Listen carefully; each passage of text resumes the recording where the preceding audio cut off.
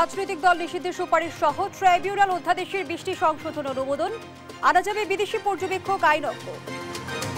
বাইরে থেকে কাউকে আনা এটা আগের আইনে ছিল না, নতুন আইনে এটার সংযোজন করা হয়েছে। জুলাই আগস্ট গণহত্যার সুপ্রিম কমান্ডার সাবেক আইজিপি মামুন, কসাইয়ের ভূমিকায় ছিলেন জিয়া, 8 কর্মকর্তার শোন অ্যারেস্ট। গণতন্ত্র পুনরুদ্ধারের আন্দোলন শেষ হয়নি বললেন মির্জা ফখরুল, জাতীয় সরকারের মাধ্যমে 31 দফা বাস্তবায়নের প্রতিশ্রুতি খসরু।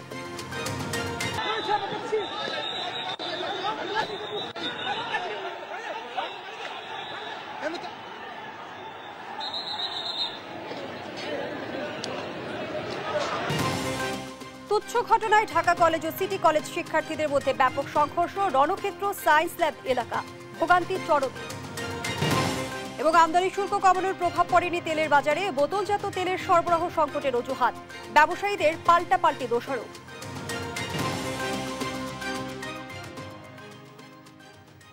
আমন্ত্রণ সংবাদ রাতে, দেখছিলেন সংবাদ শিরোনাম, সাথে আছি আমি ফারনাজ জুই। রাজনৈতিক দল নিষিদ্ধের সুপারিশ করা সহ আন্তর্জাতিক অপরাধ ট্রাইব্যুনাল অধ্যাদেশের খসড়ায় 20টি সংশোধনী প্রস্তাব অনুমোদন দিয়েছে অন্তর্বর্তী সরকার। এর ফলে বিচার কাজে শুনানির অডিও এবং ভিডিও সংরক্ষণ করতে পারবে ট্রাইব্যুনাল। তবে গণমাধ্যমের ক্যামেরা নেওয়ার সুযোগ নেই। বিচার কাজে স্বচ্ছতা নিশ্চিতে বিদেশ থেকে আইনজ্ঞ ও পর্যবেক্ষক রাখার বিধানও রয়েছে এই অধ্যাদেশে। এছাড়া বাতিল হয়েছে বিদ্যুৎ ও জ্বালানির দ্রুত সরবরাহ বৃদ্ধি বিশেষ আইন। আরো জানাচ্ছেন জান্নাতুল মোহনা। দায়িত্ব গ্রহণের পর প্রথমবার সচিবালয়ে বসে উপদেষ্টা পরিষদের বৈঠক, যেখানে সভাপতিত্ব করেন প্রধান উপদেষ্টা ডক্টর মোহাম্মদ ইউনুস। মন্ত্রিপরিষদ বিভাগের সভাকক্ষে এই বৈঠকে 6টি সিদ্ধান্ত হয়। বৈঠক শেষে মন্ত্রিপরিষদ সচিব শেখ আব্দুর রশিদ জানান, আন্তর্জাতিক অপরাধ ট্রাইব্যুনাল অধ্যাদেশের খসড়ায় 20টি সংশোধনীর প্রস্তাব অনুমোদন দিয়েছে অন্তর্বর্তী সরকার। এর ফলে বিচার কাজের শুনানির অডিও এবং ভিডিও সংরক্ষণ করতে পারবে ট্রাইব্যুনাল। তবে গণমাধ্যমের ক্যামেরা নেওয়ার সুযোগ নেই। আদালত যদি মনে করেন যে ভবিষ্যতের রেকর্ড করার ঐতিহাসিক বিষয়ে এগুলো রেকর্ড করার সাথে যদি অডিও ভিডিও সংরক্ষণ করতে চান তারা করবেন, কিন্তু বাইরে সম্প্রচার হবে না। এই নীতিগতভাবে এটাই সিদ্ধান্ত। সংশোধিত অধ্যাদেশ অনুযায়ী রাজনৈতিক দলের বিরুদ্ধে শাস্তির সুপারিশ করতে পারবে ট্রাইব্যুনাল। বাংলাদেশের বাইরেও কেউ অপরাধ করলে এই আইনের আওতায় তাকে শাস্তি দেওয়া যাবে। কিছু কিছু অপরাধের স্থল আগে ঠিক করা ছিল শুধুমাত্র বাংলাদেশের অভ্যন্তরে।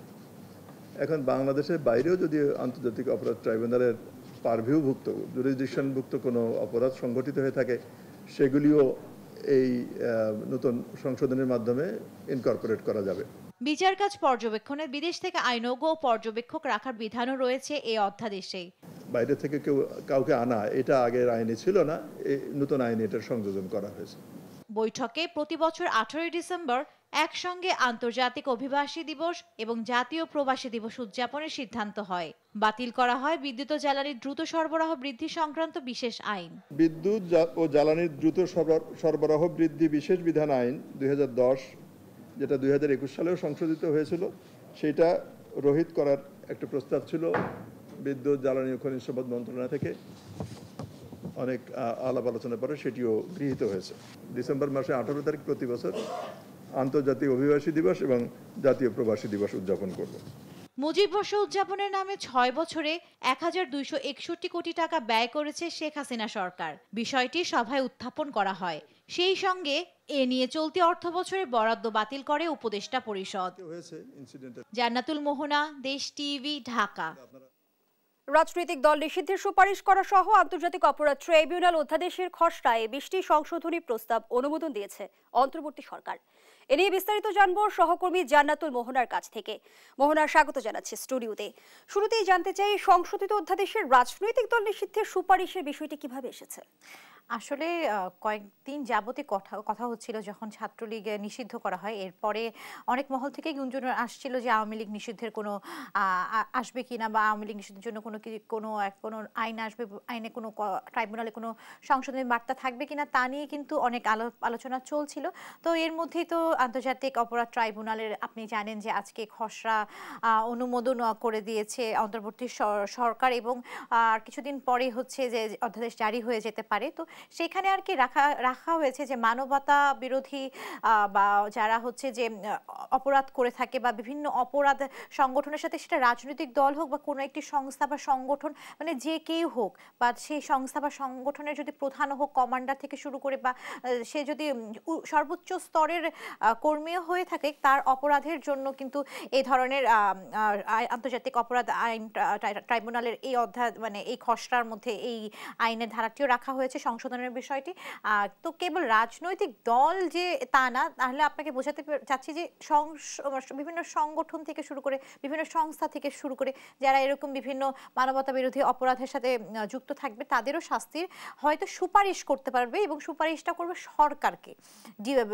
সরাসরিভাবে আন্তর্জাতিক অপরাধ ট্রাইব্যুনালে এই নিষিদ্ধের বিষয়টি আসবে না, সরাসরিভাবেই কিন্তু নিষেধ করতে পারবেন না, তারা সুপারিশ করতে পারবেন সেই সরকারকে, এবং সরকারকে জানাতে পারবেন যে আপনারা শাস্তির কোনো বিধান গ্রহণ করতে যাচ্ছেন কিনা। আমরা কিছুদিন আগেই কিন্তু দেখেছি যে রাজনৈতিক অঙ্গনে কিন্তু রাজনৈতিক দল নিষিদ্ধ নিয়ে এক প্রকার মুখোমুখি অবস্থানে ছিল সরকার এবং রাজনৈতিক দলগুলো।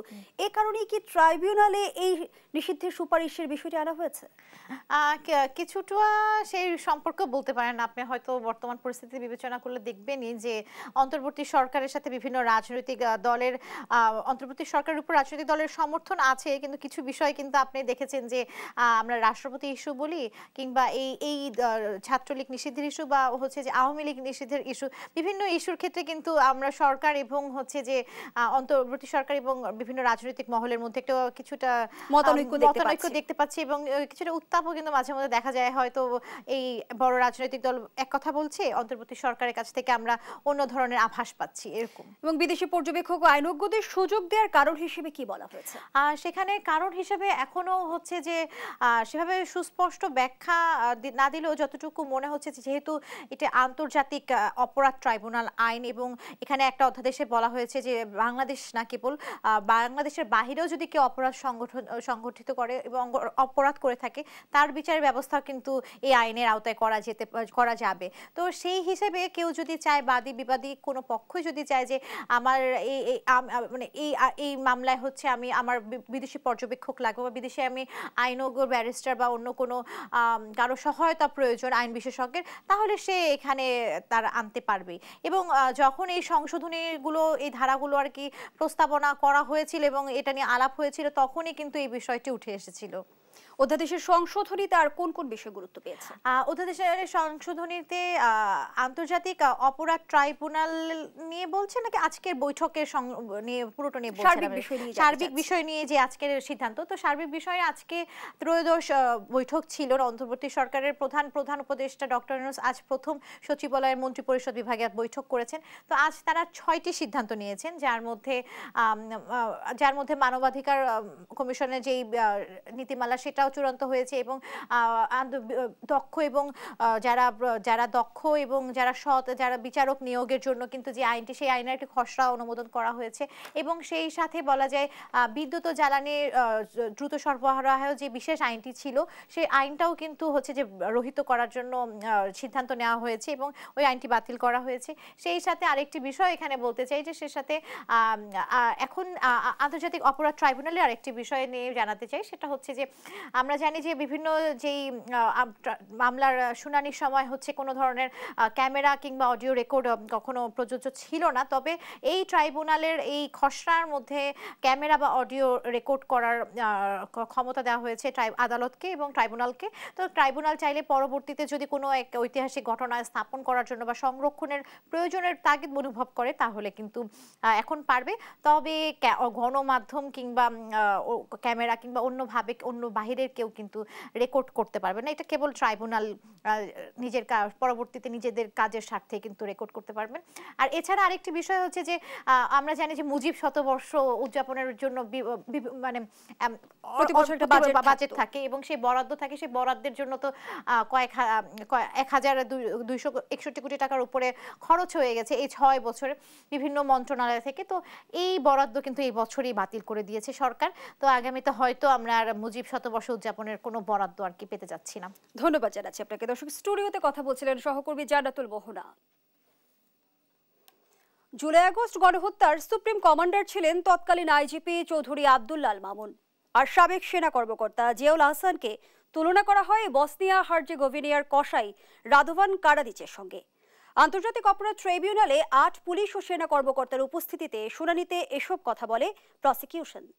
পরে তাদের কারাগারে পাঠানোর পাশাপাশি ১ মাসের মধ্যে তদন্ত প্রতিবেদন দিতে নির্দেশ দেন ট্রাইব্যুনাল। সাবরিনা মজুমদারের প্রতিবেদন। কিছুদিন আগেও যাদের দায়িত্ব ছিল অপরাধীদের এনে বিচারের কাঠগড়ায় দাঁড় করানো, আজ খোদ তারাই হাজির হয়েছেন অপরাধী হিসেবে বিচারের কাঠগড়ায়। বুধবার জুলাই আগস্ট গণহত্যায় গ্রেফতার দেখানোর জন্য হাজির করা হয় সাবেক পুলিশ মহাপরিদর্শক আব্দুল্লাহ আল মামুন সহ ৮ জনকে, যাদের নির্দেশে নিরাপত্তা জোরদার হতো। এবার তাদের নিরাপত্তার জন্যই বাড়ানো হয় পুলিশ পাহারা। প্রিজন ভ্যানে করে একে একে আসেন পুলিশের সাবেক উপকমিশনার জসিমউদ্দিন মোল্লা, যাত্রাবাড়িতে গণহত্যা বাস্তবায়নকারী সাবেক ওসি আবুল হাসান, সাভারের হত্যা ও লাশ পুড়িয়ে ফেলার মদতদাতা ওসি শাহিদুল ইসলাম, সাবেক আইজিপি আব্দুল্লাহ আল মামুন ও আয়নাঘরের জনক জিয়াউল আহসান সহ ৮ সাবেক সেনা ও পুলিশ কর্মকর্তা। পরে সবাইকে গ্রেফতার দেখানো হয়। এদিন এজলাস কক্ষ ছিল কানায় কানায় পূর্ণ। ঢোকার সময় কেউ থাকেন মাথা নত করে, কেউ আসেন মুখ ঢেকে। এজলাসে হাউমাউ করে কেঁদে ফেলেন গুলশান থানার সাবেক ওসি মাজহারুল। আর জিয়াউল আহসান বলেন, কখনো আয়নাঘরে চাকরি করেননি তিনি। শুনানির শুরুতেই চিফ প্রসিকিউটর তুলে ধরেন জুলাই আগস্ট গণহত্যায় পুলিশ কর্মকর্তাদের পৈশাচিক ভূমিকার কথা। সমস্ত ডিজিটাল এভিডেন্স, লাইভ এভিডেন্স এমনভাবে আমরা আদালতের সামনে প্লেস করব, ক্রিস্টাল ক্লিয়ারভাবে অপরাধীরা জানতে পারবে তাদের কি অপরাধ ছিল। গোটা বাংলাদেশ, গোটা দুনিয়া দেখবে এই বিচারটা স্বচ্ছ এবং ফেয়ার হয়েছে। সাবেক আইজিপি আব্দুল্লাহ আল মামুনকে গণহত্যার সুপ্রিম কমান্ডার উল্লেখ করেন তিনি। সেই সঙ্গে সাবেক সেনা কর্মকর্তা জিয়াউল আহসানকে বসনিয়া হার্জেগোভিনিয়ার কসাই রাদোভান কারাদিচের সঙ্গে তুলনা করেছে তদন্ত সংস্থা। চৌধুরী আব্দুল্লাহ আল মামুন সাহেব জুলাই আগস্টের সময়ে বাংলাদেশের পুলিশের মহাপরিদর্শক হিসাবে ছিলেন, পুলিশ বাহিনীর সুপ্রিম কমান্ডার ছিলেন। বরখাস্তকৃত মেজর জেনারেল জিয়াউল আহসানের ব্যাপারে আমরা বলেছি পৈশাচিক অত্যাচার, তারপরে হত্যা করে লাশ বিভিন্ন জায়গায় ডিসপোজাল করে দেয়া, এই কালচারের জনক হচ্ছেন তিনি। আগামী ১ মাসের মধ্যে তদন্ত শেষ করে আইনশৃঙ্খলা বাহিনীর ৮ সদস্যের বিরুদ্ধে প্রতিবেদন দাখিলের নির্দেশ দিয়েছেন ট্রাইব্যুনাল। যে পুলিশ বাহিনীর কথা ছিল জনগণের নিরাপত্তার স্বার্থে কাজ করা, সেই পুলিশ বাহিনী কিনা জুলাই আগস্ট গণহত্যায় চালিয়েছে তাণ্ডব, করেছে নিপীড়ন, নির্যাতন। আজ তাই ট্রাইব্যুনালে তাদেরকে হাজির করা হয়েছে এই প্রিজন ভ্যানে। কিন্তু এর মদতদাতা এবং নির্দেশদাতা অর্থাৎ সাবেক প্রধানমন্ত্রী শেখ হাসিনাকে কি এই প্রিজন ভ্যানে ট্রাইব্যুনালে আনা সম্ভব কিনা, সেই প্রশ্নই এখন সবার। সাবরিনা মজুমদার, দেশ টিভি, ঢাকা। আলাদা হত্যা মামলায় সাবেক আইনমন্ত্রী আনিসুল হকের ৫ ও সাবেক উপমন্ত্রী আব্দুল্লাহ আল ইসলাম জ্যাকবের ৩ দিনের রিমান্ড মঞ্জুর করেছেন আদালত। সকালে কঠোর নিরাপত্তায় তাদের ঢাকা চিফ মেট্রোপলিটন ম্যাজিস্ট্রেট আদালতে আনা হয়। এরপর উত্তরা পূর্ব থানার ফজলুল করিম হত্যা মামলায় আনিসুল হকের ১০ এবং রূপনগর থানার শামীম হাওলাদার হত্যা মামলায় ভোলার সাবেক সংসদ সদস্য জ্যাকবের ১০ দিনের রিমান্ড আবেদন করে পুলিশ। উভয় পক্ষের শুনানি শেষে আদালত আনিসুল হকের ৫ ও জ্যাকবের ৩ দিনের রিমান্ড মঞ্জুর করেন। এছাড়া মোহাম্মদপুর, মিরপুর, পল্টন, উত্তরা পূর্ব এবং পশ্চিম থানার মামলায় সালমান এফ রহমান, দীপুমণি, জুনায়েদ আহমেদ পলক ও কামাল আহমেদ মজুমদার সহ ৮ জনকে বিভিন্ন মামলায় গ্রেপ্তার দেখিয়ে কারাগারে পাঠানোর আদেশ দেন আদালত। দেখছেন সংবাদ রাত। ৩ মাস পার হলে অন্তর্বর্তী সরকার নির্বাচনের রোডম্যাপ দিতে পারেনি বলে মন্তব্য করেছেন বিএনপি মহাসচিব মির্জা ফখরুল ইসলাম আলমগীর। গণতন্ত্র রক্ষায় নিজেদের আন্দোলন এখনো শেষ হয়নি বলেও জানান মির্জা ফখরুল। দলের স্থায়ী কমিটির সদস্য আমির খসরু মাহমুদ চৌধুরী বলেছেন, বিএনপি সরকার গঠন করলে জাতীয় সরকারের মাধ্যমে বাস্তবায়ন করা হবে ৩১ দফা। সহকর্মীদের তথ্য ছবিতে আপন অপুর রিপোর্ট। বুধবার দুপুরে কুড়িগ্রামের উলিপুরে শহীদ মিনার চত্বরে উপজেলা বিএনপির জনসভায় বক্তব্য রাখেন বিএনপির স্থায়ী কমিটির সদস্য আমির খসরু মাহমুদ চৌধুরী। তিনি বলেন, জাতীয় ঐক্যমত্যের ভিত্তিতে সংস্কার শেষে দ্রুত নির্বাচন দিতে হবে। বিএনপি সরকার গঠন করলে জাতীয় সরকারের মাধ্যমে বাস্তবায়ন করা হবে ৩১ দফা। আমরা কিন্তু প্রতিজ্ঞাবদ্ধ, আগামী দিনে নির্বাচনের পরে জনগণ যদি আমাদেরকে রায় দেয়, তারেক রহমান সাহেব জাতীয় সরকার গঠনের ঘোষণা দিয়েছে এবং সেই জাতীয় সরকার 31 দফা সংস্কার বাস্তবায়ন করবে। এদিন ফেনীর ছাগলনাইয়ায় জনসভায় বক্তব্য রাখেন বিএনপি মহাসচিব মির্জা ফখরুল ইসলাম আলমগীর। তিনি বলেন 3 মাস পার হলেও অন্তর্বর্তী সরকার নির্বাচনের রোডম্যাপ দিতে পারেনি। এ সময় দ্রুত নির্বাচন আয়োজনের আহ্বান জানান তিনি। 3 মাস পার হয়ে গেল, এই সরকারের কাছে আশা করেছিলাম তারা আমাদেরকে পথ দেখাবেন, একটা জনগণকে আশ্বস্ত করবেন যে এই সময়ের মধ্যে আমি সংস্কারগুলো কমপ্লিট করতে পারবো, আর এই সময়ের মধ্যে আমি নির্বাচনের একটা রোড ম্যাপ দেব। নির্বাচন কেন্দ্রিক সরকার সংস্কার প্রয়োজন, সেই সংস্কারগুলোকে দ্রুত করে যত দ্রুত নির্বাচন দেবেন ততই জাতির জন্য মঙ্গল। মির্জা ফখরুল বলেন, ভারত থেকে ফ্যাসিবাদী ষড়যন্ত্র চলছে, কিন্তু এদেশের মানুষ আর ফ্যাসিবাদকে জায়গা দেবে না। গণতন্ত্র রক্ষায় নিজেদের আন্দোলন এখনো শেষ হয়নি বলেও জানান মির্জা ফখরুল। আপনারা দেখেছেন যে ফ্যাসিবাদ ভারত থেকে সুযোগ নিয়ে তারা জনগণকে বিভ্রান্ত করার চেষ্টা করছে। দেশের জনগণ বিভ্রান্ত হবে না, তাদের সমস্ত চক্রান্ত রুখে দেবে। আমাদের আন্দোলন এখনো শেষ হয়নি। আমাদের আন্দোলন শেষ হবে যখন আমরা পূর্ণ গণতন্ত্র লাভ করতে পারবো, যখন জনগণের ভোটের অধিকারকে নিয়ে আসতে পারবো, আমাদের দেশ নেত্রীকে পূর্ণ সুস্থ করতে পারবো, আর আমাদের ভারপ্রাপ্ত চেয়ারম্যান যিনি আমাদের গণতন্ত্রকে স্বপ্ন দেখিয়েছেন তারেক রহমানকে দেশে ফিরিয়ে আনতে পারবো, হাজার হাজার লক্ষ মানুষকে মুক্ত করতে পারবো। এর আগে ফেনীর ফুলগাজী উপজেলার শ্রীপুরে বিএনপি চেয়ারপারসন বেগম খালেদা জিয়ার পৈতৃক বাড়িতে বন্যায় ক্ষতিগ্রস্তদের মাঝে শিক্ষা উপকরণ ও ঢেউটিন বিতরণ করেন বিএনপি মহাসচিব। আপনপু, নিউজ ডেস্ক, দেশ টিভি। তুচ্ছ ঘটনায় ঢাকা কলেজ ও সিটি কলেজের শিক্ষার্থীদের মধ্যে সংঘর্ষ হয়েছে। এতে রণক্ষেত্রে পরিণত হয় সায়েন্স ল্যাব এলাকা, বন্ধ হয়ে যায় যান চলাচল। এতে চরম ভোগান্তিতে পড়েন যাত্রী ও সাধারণ মানুষ। বুধবার বেলা 2:45টার দিকে এ সংঘর্ষ শুরু হয়।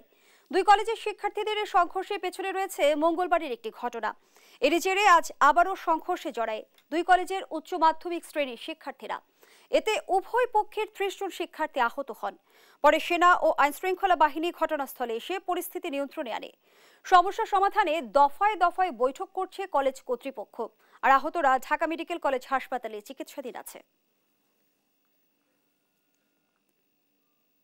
দেখছেন সংবাদ রাত। আমদানি শুল্ক কমানোর পরও বাজারে বোতলজাত ভোজ্য তেল সরবরাহ পর্যাপ্ত নয়। এ কারণে এখনো দাম চড়া।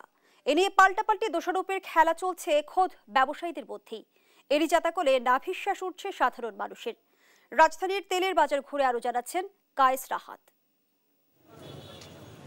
গেল কয়েক সপ্তাহ ধরে চড়া ভোজ্য তেলের বাজার। ঊর্ধ্বমূল্যের বাজারে যা নতুন চিন্তার ভাঁজ ফেলেছে। খোলা তেলের দাম বেড়ে যাওয়ায় বাজারে বোতলজাত তেলের সরবরাহ কমেছে, বেড়েছে দাম। খুচরা বিক্রেতারা বলছেন, অনেক কোম্পানি চাহিদা অনুযায়ী বোতলজাত তেল সরবরাহ করছেন না। তাদের অভিযোগের আঙুল ডিলারদের দিকে। ওটা সাপ্লাই ক্রাইসিস, কোম্পানি সাপ্লাই দিচ্ছে না। আপনি দেখা যায় 5 কার্টন চাইলে 2 কার্টন দেয়। যে সকল পার্টির থেকে আমরা তেল কিনি, যারা পাইকারি তেল আমাদেরকে ড্রাম ওয়ারি দেয়। সকালবেলা যদি আমরা গেলাম 1 রেট, দুপুরের বেলা গেলে আরেক রেট, সন্ধ্যা গেলে আরেক রেট। একদিনে তারা 3 রেটে তেল বেচতেছে, 1000 টাকা ড্রাম প্রতি বাড়াচ্ছে। আর ডিলারদের দাবি, সংকট দেখিয়ে দাম বাড়াচ্ছেন উৎপাদকরা। আমরা তো ডিলাররা ম্যাক্সিমাম কমিশনে ব্যবসা করি, ঠিক আছে। এটার সাথে তো কোম্পানি যদি বাড়ায় দেয় তখন আমাদের বাড়তি রেটে বিক্রি করতে হয়। গেল অক্টোবর মাসে আমদানি মূসক কমিয়ে 10% নামিয়ে আনে সরকার। চলতি মাসে আরেক দফা কমিয়ে তা 5% করা হয়। এরপরও বাজারে সরবরাহ না বাড়ায় কমেনি দাম। আগে তো আনতাম 140, 30, 180 টাকা। যারা মধ্যবিত্ত তারা তো একটু ভোগান্তিতে আছে। কোম্পানিগুলোর কাছে যথেষ্ট তেল মজুদ আছে বলে জানান ভোক্তা অধিদপ্তরের মহাপরিচালক। এখনও দুষ্টচক্র নির্মূল করতে না পারায় বাজার চড়া উল্লেখ করে তিনি বলেন, ভেজাল রোধে বোতলজাত তেলের দিকে যাচ্ছে সরকার। কোম্পানিগুলোর কাছে পর্যাপ্ত তেল আছে বলে আমরা মনে করি, কারণ আমাদের এলসির যে তথ্য দেখা যায়, আমরা যে সমস্ত এলসি হয়েছে এবং হবে সেগুলোকে উদারভাবে সরকার সমর্থন দিয়ে যাচ্ছে। সমাজে দুষ্ট লোকেরা দীর্ঘ সময় প্রশ্রয় পেয়ে যায় এবং তারা এগুলোর সাথে কোনো না কোনোভাবে প্রত্যক্ষভাবে জড়িত থাকে, তখন এদেরকে সমাজ থেকে এলিমিনেট করা বা উচ্ছেদ করার জন্য একটু যৌক্তিক সময়ের প্রয়োজন। তবে কথার কথা নয়, দাম কমাতে দ্রুত ব্যবস্থা নেবে সরকার, এমনটাই আশা সাধারণ মানুষের। কায়েস রাহাত, দেশ টিভি, ঢাকা। কুষ্টিয়ার ইসলামী বিশ্ববিদ্যালয়ে নবীন শিক্ষার্থীদের র্যাগিংয়ের অভিযোগে 5 শিক্ষার্থীকে কারাগারে পাঠানো নিয়ে আরো জানাতে যুক্ত হচ্ছেন সহকর্মী নাহিদ হাসান তিতাস। তিতাস, ঠিক কি অভিযোগে কারাগারে পাঠানো হয়েছে শিক্ষার্থীদের, বিস্তারিত জানান। জয়ী, কুষ্টিয়া ইসলামী বিশ্ববিদ্যালয়ে নবীন শিক্ষার্থীদের র্যাগিং এর বিষয়টা এখন নিত্য দিনের ব্যাপার হয়ে দাঁড়িয়েছে, অর্থাৎ প্রতিনিয়তই কিন্তু এই নবীন শিক্ষার্থীদের র্যাগিং এর ঘটনা ঘটছে। এবার যে ঘটনাটি ঘটেছে সেটা হচ্ছে নবীন কিছু শিক্ষার্থীকে র্যাগিং এর ঘটনা ঘটেছে, কিছু সিনিয়র শিক্ষার্থী অর্থাৎ 9 জন শিক্ষার্থী। এই ঘটনায় মূলত গতকালকে মোহাম্মদ তারিক নামে এক শিক্ষার্থী ইবি থানায় একটি মামলা দায়ের করে 9 জনকে আসামি করে। এই ঘটনায় কিন্তু 5 জনকে গতকালকেই গ্রেপ্তার করা হয় এবং তাদের গতকাল সন্ধ্যায় আদালতে প্রেরণ করা হয়। আদালত তাদের জেল হাজতে প্রেরণ করেছে। মূলত ঘটনাটি অভিযুক্ত যে তারিক মামলাটি করেছিলেন তার সাথে আমরা কথা বলেছিলাম। এই তারিক ইসলামী বিশ্ববিদ্যালয়ের 2023-24 অর্থ বছরের অর্থাৎ নবীন শিক্ষার্থী ফিনান্স এন্ড ব্যাংকিং বিভাগের। তার যেটা দাবি যে যখন 2 নভেম্বর তারা ভর্তি হয় তারপর থেকেই কিন্তু এই যারা শিক্ষার্থী রয়েছেন অর্থাৎ তারাও কিন্তু ফিনান্স এন্ড ব্যাংকিং বিভাগের শিক্ষার্থী রয়েছেন এবং তারা ল এন্ড ম্যানেজমেন্ট ডিপার্টমেন্টের 9 জন শিক্ষার্থী কিন্তু তাদের দীর্ঘদিন ধরে র্যাগিং করে আসছিল এবং সর্বশেষ গত সোমবার অর্থাৎ 18 তারিখে লালন শাহ হলের 330 নম্বর রুমে কিন্তু তাদের রাতভর বিভিন্নভাবে র্যাগিং করা হয়, অর্থাৎ শারীরিকভাবে লাঞ্ছিত করা হয়, মানসিকভাবে লাঞ্ছিত করা হয়, সেখানে বিভিন্নভাবে তাদের উপরে নির্যাতন চালানো হয়। এই ঘটনার পরে কিন্তু গতকালকে সন্ধ্যার দিকে সেই শিক্ষার্থীদের মধ্যে অর্থাৎ যারা ভুক্তভোগী শিক্ষার্থী তাদের মধ্যে থেকে মোহাম্মদ তারিক নামে শিক্ষার্থী ইবি থানায় একটি মামলা দায়ের করে। এই মামলা দায়েরের পরেই কিন্তু পুলিশ 5 জনকে গ্রেপ্তার করেছে এবং গ্রেপ্তার করার পরে তাদেরকে যখন আদালতে সোপর্দ করা হয় তখন কিন্তু তাদেরকে জেল হাজতে পাঠানো হয়। আসলে দীর্ঘদিন কিন্তু ইসলামী বিশ্ববিদ্যালয়ে এই যে র্যাগিং এর যে কালচার এটি কিন্তু চলে আসছে, কোনোভাবে বন্ধ করা যাচ্ছে না। আমি এ বিষয়ে বিশ্ববিদ্যালয়ের যারা কর্তৃপক্ষ রয়েছে আমি তাদের সাথে কথা বলেছি। তাদের যে দাবি যে আসলে র্যাগিং বন্ধ করার জন্য তারা যথেষ্ট চেষ্টা করে যাচ্ছে এবং এই ঘটনায় কিন্তু 4 সদস্য বিশিষ্ট একটি কমিটি গঠন করা হয়েছে এবং তারা যেটি বলছে যে ইসলাম বিশ্ববিদ্যালয়ের যিনি ভাইস চ্যান্সেলর তিনি বাইরে আছেন, হয়তো আগামীকাল আসবেন, আসার পরে সিদ্ধান্ত নেবেন যে আসলে এই শিক্ষার্থীরা যদি তদন্ত প্রতিবেদনে দোষী সাব্যস্ত হয় তাহলে কিন্তু এদের বিরুদ্ধে একাডেমিক যে ব্যবস্থা সেটাও কিন্তু নেওয়া হবে। সর্বশেষ আমি এতটুকুই বলতে পারি যে ইসলাম বিশ্ববিদ্যালয়ে যে র্যাগিং এর যে কালচার এটি কিন্তু আসলে দীর্ঘদিন ধরে চলে আসছে, কোনোভাবে প্রশাসন কিন্তু নিয়ন্ত্রণ করতে পারছে না। এই ছিল কুষ্টিয়া থেকে আমার কাছে সর্বশেষ খবর। জয়, ধন্যবাদ জানাচ্ছি আপনাকে। দর্শক, কুষ্টিয়া থেকে যুক্ত ছিলেন সহকর্মী নাহিদ হাসান তিতাস। বান্দরবানে প্রথমবারের মতো যুক্ত হয়েছে পর্যটকবাহী ছাদখোলা বাস। এতে স্বল্প খরচে পর্যটন স্পট ঘুরে দেখতে পারবেন পর্যটকরা। সার্বিক পরিস্থিতি জানাতে যুক্ত হচ্ছেন সহকর্মী আবুল বাশার নয়ন। বান্দরবানে এই নতুন উদ্যোগ কতটা প্রভাব ফেলছে, বিস্তারিত জানাবেন। ধন্যবাদ। আসলে বান্দরবানে বিধিনিষেধ কাটিয়ে ওঠার পর অর্থাৎ প্রথম সপ্তাহে অন্তত 10,000 পর্যটকের আগমন ঘটেছে। চলতি সপ্তাহে এই সংখ্যাটি আরও বেড়েছে। আমরা দেখেছি বান্দরবানে যারা হোটেল মোটেল ব্যবসায়ী রয়েছেন, পর্যটন ব্যবসায়ী রয়েছেন, তাদের সঙ্গে আমরা কথা বলেছি। এখানে রয়েছেন হোটেল মোটেল মালিক সমিতির সাধারণ সম্পাদক জসিমউদ্দিন। তার কাছ থেকে জানতে চাই একটু যে পর্যটক টানার জন্য আপনারা কি কি সুযোগ সুবিধা দিচ্ছেন? আমরা পর্যটক স্পটগুলো খুলে দেওয়ার পর থেকে বান্দরবানে আবাসিক হোটেলে 35%, রিসোর্টে 25%, যানবাহনে 20% এবং খাওয়ার হোটেলে আমরা 10% ছাড় ঘোষণা করেছি, যার পরিপ্রেক্ষিতে বান্দরবানে প্রচুর পর্যটকের সমাগম করতেছে। আমরা প্রত্যাশা করতেছি এই মাসে 30 তারিখ পর্যন্ত আমাদের ছাড় আছে, আমরা আরো আমাদের প্রত্যাশার সাথে বেশি পর্যটক বান্দরবানে পাবো বলে আমরা আশা করতেছি। ধন্যবাদ। আসলে হোটেল মোটেল মালিক সমিতির সাধারণ সম্পাদক জসিমউদ্দিন বলছিলেন যে বান্দরবানে যে হোটেল মোটেল রয়েছে, রিসোর্ট রয়েছে এবং পর্যটকবাহী যে পরিবহনগুলো রয়েছে এগুলোতে বিশাল ছাড়ের তারা ব্যবস্থা করেছেন। কেননা দীর্ঘদিন ধরে বান্দরবানে পর্যটনে নানাভাবে তারা ক্ষতিগ্রস্ত হচ্ছিলেন। এখানে পর্যটকদের টানার জন্য তারা বিশেষ ছাড়ের ঘোষণা দিয়েছেন। সেই ছাড়ে আসলে ইতিমধ্যে বান্দরবানে পর্যটক আসতে শুরু করেছে। আমরা আজকে বান্দরবানের নীলাচল মেঘলা পর্যটন স্পট ঘুরেছি। এই পর্যটন স্পটগুলোতে ব্যাপক সংখ্যক পর্যটকের উপস্থিতি দেখেছি। আমরা এখন যে স্থানটিতে আছি এখানেও যে হোটেল মোটেলগুলো রয়েছে এখানেও পর্যটকের উপস্থিতি রয়েছে, অর্থাৎ এখানে যে তাদের রুম বুকিং এর বিষয়টি নিয়ে তারা সন্তুষ্টি প্রকাশ করছিলেন হোটেল মোটেল মালিক এরা। তারা আসলে যেটি বলছিলেন যে সামনে পরীক্ষার পরে যে সময়টুকু নভেম্বরের শেষ সময় এবং ডিসেম্বর জানুয়ারিতে এই সময়টাতে বান্দরবানে যে ঝিমিয়ে পড়া যে পর্যটন সেই পর্যটনটি আবারও ঘুরে দাঁড়াবে। এখানে ব্যাপক সংখ্যক পর্যটকের আগমন ঘটবে এমনটি তারা প্রত্যাশা প্রত্যাশা করছেন, কেননা বান্দরবানের সম্প্রীতির শহর বলা হয় এখানকার যে সম্প্রীতি, সেই সম্প্রীতিটুকু এখনো অটুট রয়েছে। এখানকার আইন শৃঙ্খলা বাহিনী আসলে পর্যটক যারা এখানে আসছেন তাদের নিরাপত্তায় তারা কাজ করে যাচ্ছেন। এখানে সেনাবাহিনী, BGB, police, answer, tourist police এবং সাদা পোশাকে গোয়েন্দা পুলিশ বিভিন্ন পর্যটন স্পটে তারা কাজ করে যাচ্ছেন, যাতে করে এখানে যারা পর্যটক আসবেন তারা যাতে নিরাপদে নির্দ্বিধায় যাতে পর্যটন স্পটগুলো ঘুরে বেড়াতে পারেন, এমনটি প্রত্যাশা করছেন। আমি একটি বিষয় যুক্ত করতে চাই যে চলতি সপ্তাহে বান্দরবানে একটি বাস যুক্ত করেছেন হোটেল হিলভিউ কর্তৃপক্ষ, যে বাসটি বান্দরবান থেকে নীলগিরি পর্যন্ত যাবে এবং সেটি পরবর্তী নীলাচল এবং মেঘলা হয়ে অর্থাৎ দিনে 2 বার প্যাকেজের মাধ্যমে এই বাসটি যোগে পর্যটকরা বান্দরবানের যে স্পটগুলো রয়েছে সেই স্পটগুলো ঘুরে বেড়াতে পারবেন, এমনটি প্রত্যাশা করেছেন। এই ছিল আমার কাছে বান্দরবান থেকে পর্যটনের সর্বশেষ। চলে যাচ্ছি স্টুডিওতে। ধন্যবাদ জানাচ্ছি আপনাকে। দর্শক, বান্দরবান থেকে জানাচ্ছিলেন সহকর্মী আবুল বাশার নয়ন। মেডিকেল থেকে স্ত্রীর মরদেহ বাড়িতে নিয়ে যাবার পথে লাশবাহী গাড়ি দুর্ঘটনার শিকার হয়ে মৃত্যু হয়েছে স্বামীর। এ সময় আহত হন অ্যাম্বুলেন্সে থাকা আরও 5 জন। বুধবার দুপুরে ঢাকা রিচা মহাসড়কের ধামরাইয়ের বালিথা এলাকায় এ দুর্ঘটনা ঘটে। নিহত ফরিদুল ইসলাম মানিকগঞ্জের সাটুরিয়ায় পরিবার নিয়ে থাকতেন। পুলিশ জানায়, ঢাকা মেডিকেল কলেজ থেকে অ্যাম্বুলেন্স যোগে স্ত্রীর মরদেহ নিয়ে যাবার সময় অ্যাম্বুলেন্সটি বালিথা এলাকায় পৌঁছালে গাড়ির চাকা ফেটে মহাসড়কের পাশের গাছে ধাক্কা লাগে। এতে অ্যাম্বুলেন্সে থাকা ফরিদুল ঘটনাস্থলেই মারা যান এবং আহত হন অ্যাম্বুলেন্সে থাকা অন্য 5 জন। পরে খবর পেয়ে ফায়ার সার্ভিস ও পুলিশ ঘটনাস্থলে গিয়ে মরদেহ উদ্ধার করে। এই ছিল এখনকার সংবাদ রাত। পরের বুলেটিন দেখার আমন্ত্রণ রইল। ধন্যবাদ সবাইকে।